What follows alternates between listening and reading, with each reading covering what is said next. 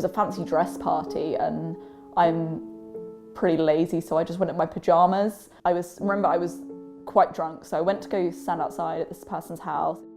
This guy came out, was trying to flirt, kind of asked like all those awkward pickup questions. He suggested that we go down like into the garden, and like he kind of like insinuated that we wanted to have sex. And I remember being distinctively a lot more drunk at that stage, and it was really cold.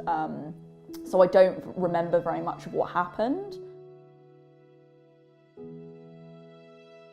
The next morning when I kind of sobered up, and I remember just getting in the shower, like, you know, like scrubbing myself like as much as I could, and, you know, putting all the clothes in the wash, and just wanting to like forget about it. But when I went back to school and I started to tell my close friends about it, I was really shocked by people's reactions. There was a fundamental misunderstanding about how if you're drunk, that doesn't, you know, consent does change, the dynamics of consent does change there. It was actually very sad to see how other girls, I wouldn't say turned on me, but definitely because of their friendship with the guy, they were like, well, he's a nice guy, he wouldn't do anything like that.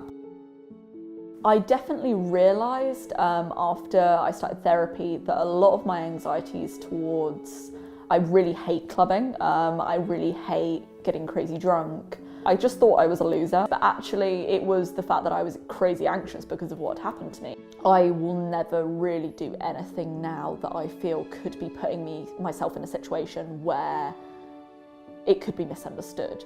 If something happened to me, I guess in the back of my mind I want it to be completely clear.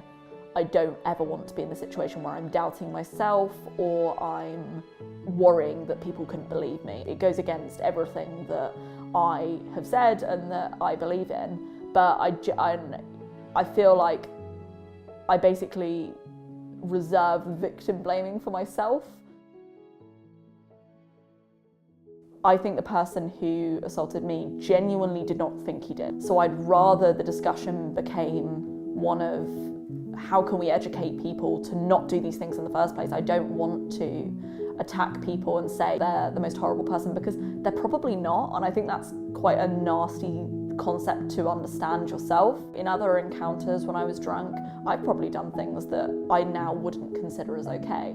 That is part of the problem with the kind of toxic call-out culture that you see on Twitter.